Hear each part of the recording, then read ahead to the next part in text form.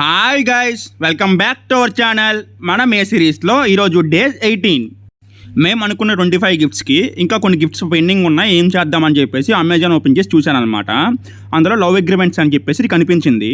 So వాళ్ళంతా English వాళ్ళు కాబట్టి ఇంగ్లీష్లోనే ఉన్నాయి లవ్ లెటర్స్ అన్నీ కూడా, అంటే లవ్ అగ్రిమెంట్స్ అన్నీ కూడా.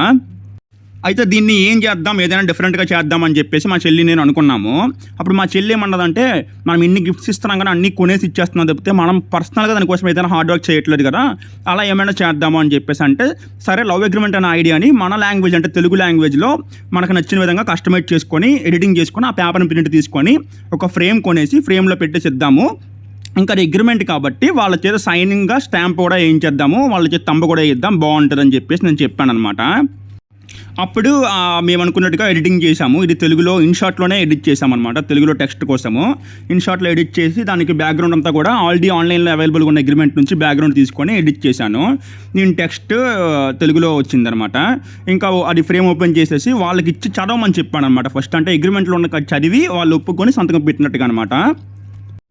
దానికోసం ఒక గ్రీన్ పెన్ ఇంకా స్టాంప్ ప్యాడ్ కూడా తీసుకున్నాను, వాళ్ళు సైన్ అండ్ స్టాంప్ ఉండాలని చెప్పేసి.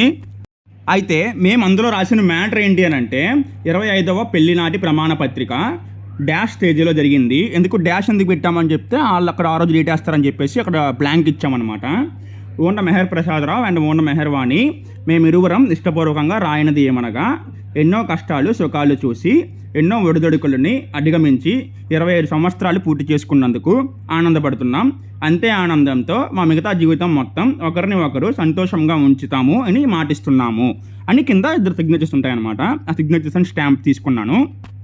మేము ఇచ్చిన 25 గిఫ్ట్స్లో నాకు ఎక్కువగా నచ్చింది ఇదే, ఎందుకంటే దీనికోసం నేను సపరేట్గా కష్టపడ్డాను. ఆ కష్టం తగ్గట్టుగా వాల్యూ అయిందనమాట. అండ్ ఇంకొకటి ఏంటి అని అంటే, అక్కడ ఉన్న వాళ్ళు మా పేరెంట్స్ అలాగే వచ్చిన గెస్ట్స్ సహా అందరూ కూడా దీన్ని చూసి సర్ప్రైజ్ అయ్యారు. ఇది చాలా బాగా ప్లాన్ చేశారని చెప్పేసి నాకు అందుకే అందరి నుంచి ప్రైజింగ్ రావడం వల్ల నాకు చాలా బాగా నచ్చింది ఇది. దీన్ని ఎడిట్ చేస్తున్నప్పుడు నాకు మీద 500 రూపీస్ నోట్ అంటే అగ్రిమెంట్ బాండ్ ఉంటుంది కదా, ఆ బాండ్ లాంటిది కనిపించింది. అది ఉండాలనిపించింది, అది డౌన్లోడ్ చేసుకున్నాను.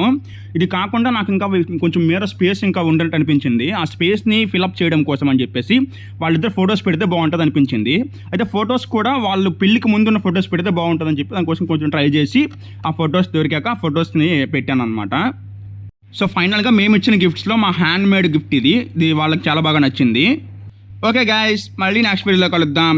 Bye bye.